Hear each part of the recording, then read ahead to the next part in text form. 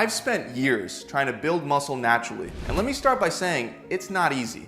There's so much misinformation out there on how to build muscle as a natural, and even if you were to find the right information, there's so much of it that it's so easy to get overwhelmed and not take action. I felt that firsthand as I've gone through phases where my goal was strictly to be as bulky as possible and other phases where my goal was to get as lean as possible. Over the years of going through dirty bulks, clean bulks, cutting phases, trying different supplements, as well as constantly modifying my workout plan, I went through a lot of trial and error. And I want you to avoid making the same mistakes that I did so you can see results as fast as possible by focusing on the things that truly matter when it comes to building muscle while ignoring the rest. So today I want to go over the biggest muscle building mistakes that you're probably making that are preventing you from seeing the gains and the results that you deserve. Let's jump right in and start with the biggest workout related mistake that beginners and advanced people make: always sticking to the same rep range. There is a rep range that is believed to be better for building muscle, and even though there's a lot of debate about what the best rep range is, most people will agree that it falls somewhere between 6 to 12 reps. The best results that I noticed were always within a narrower rep range of roughly 5 or 6 to 8 reps. However, by constantly sticking to the same rep range, you're going to have a lot of trouble making progress, especially after you're no longer a beginner and the results start slowing down. This is why you want to spend time with 3 different rep ranges: low, moderate, and high. Your moderate rep range could be 6 to 8 reps. Your low rep range could be roughly 3 to 4 reps. And your high rep range could be 12 to 15 reps.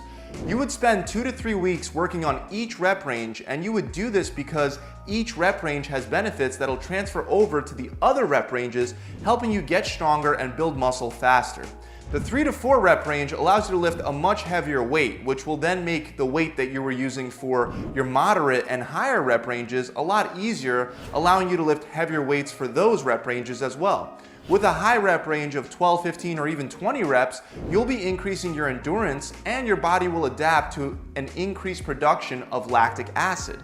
This will help you squeeze out extra reps at the moderate rep range and even the low rep range with the very heavy weight.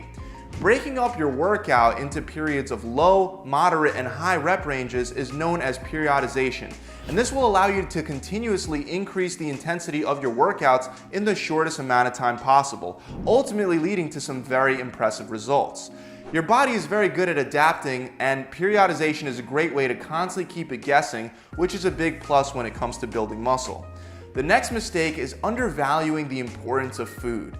If you happen to be a hard gainer, you have to eat a lot of food to build muscle. If you're not a hard gainer, you still have to eat a lot of food, just not quite as much.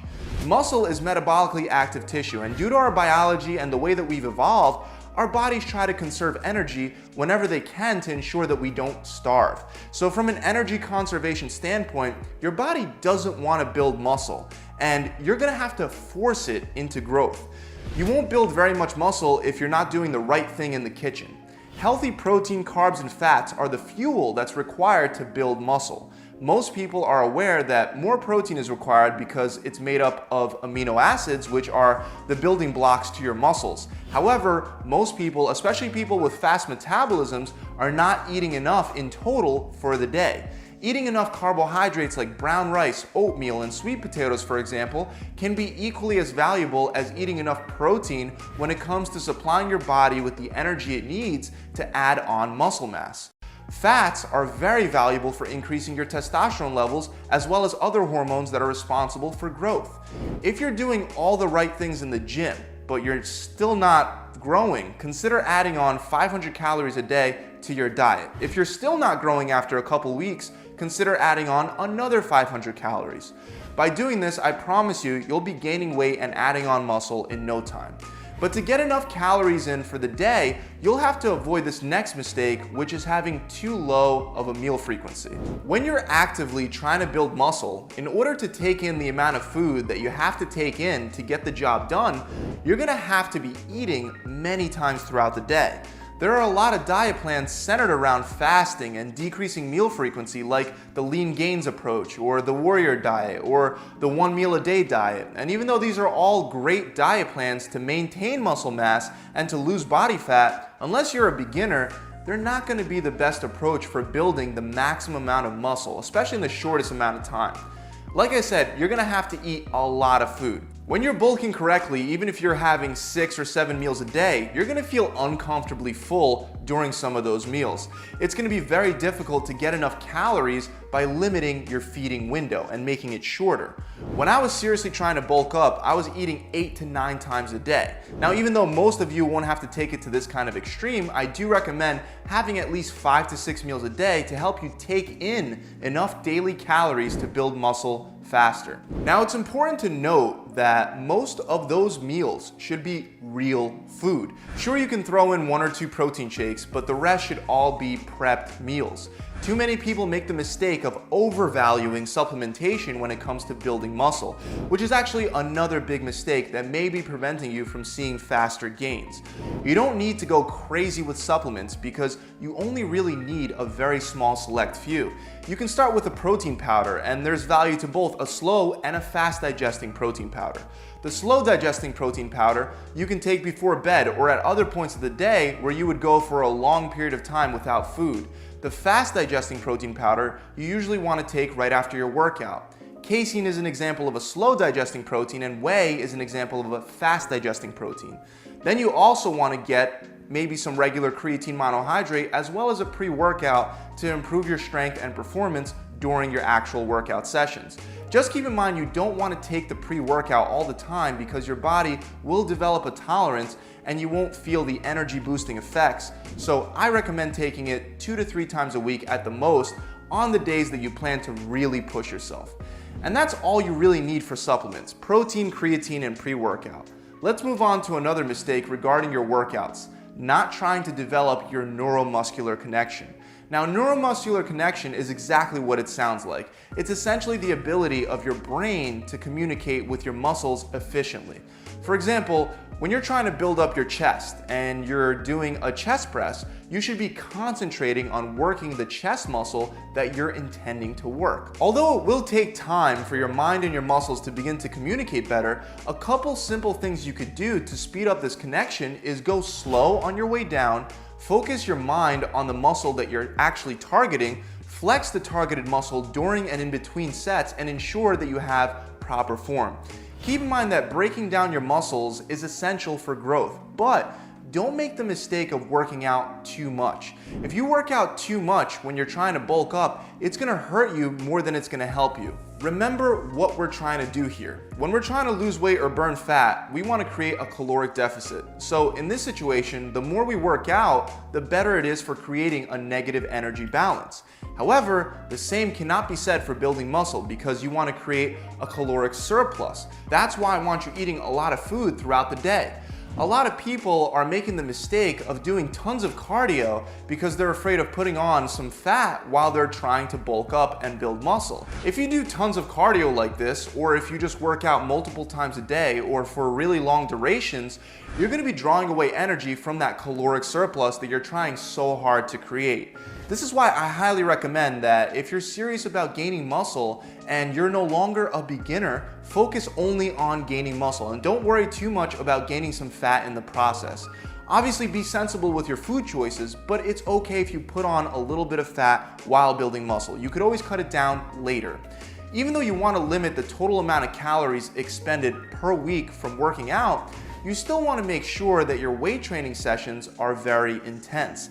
This is the next big mistake people make. They don't go heavy. Even if you follow the periodization strategy that I talked about in the beginning of this video, but you don't use heavy weight, you won't see the results. If you're aiming for 8 reps, you should be using a weight that's heavy enough to barely be able to squeeze out the 8 reps. If you're doing 9 or 10 reps, you have to increase the weight. Same thing goes for other rep ranges. By the last set, you should be hitting failure. Natural lifters need to go heavy because they do not have elevated levels of protein synthesis 24/7 like steroid users do. Naturals need to stimulate protein synthesis through the workout itself. The higher and the longer the rate of protein synthesis, the more muscle you will produce. Steroid users can get away with high rep workouts because they have a higher protein synthesis level all day due to the drugs that they're taking, but naturals do not have that same luxury. You must lift heavy if you want to build the maximum amount of muscle as a natural. It's not always easy to break through plateaus and lift heavier and heavier weight. Periodization is one way to break through strength plateaus, but if you're making the mistake of not switching up your training style and you don't confuse your body, it makes it a lot harder to progress. Besides periodization, you could also incorporate things like supersets, where you do 2 sets of 2 separate exercises back to back with no break in between. You can also do drop sets, where you drop the weight on the same exercise multiple times with no break to help exhaust the muscle that's being targeted. There's also trisets, opposing muscle group training, rest pause training, and much more. By constantly switching up your workout, you keep your body guessing and make faster progress. On a side note, I should mention that with each method, you do want to give yourself at least 3 weeks to adapt and progress before switching to a new style of training.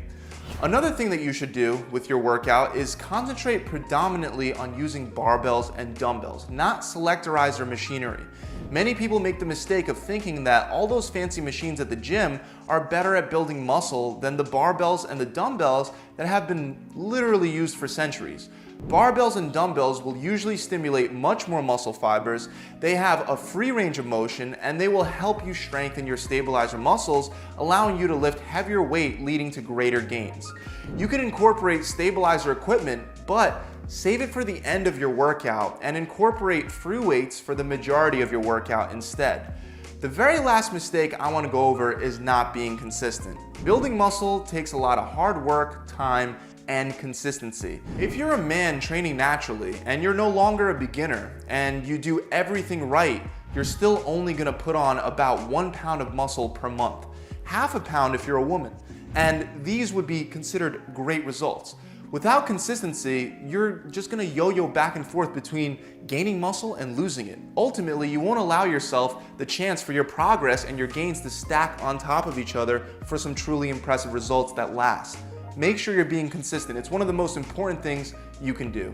That's it, guys. I really hope this video has helped you out. If you enjoyed it, make sure you subscribe to my channel.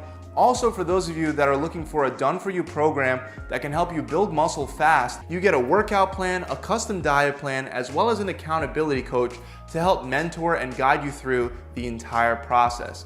This takes all the guesswork out and helps you hit your goals faster without any of the grueling trial and error that just wastes your time. To find out more about our 6-week challenge, you can click the link somewhere around here.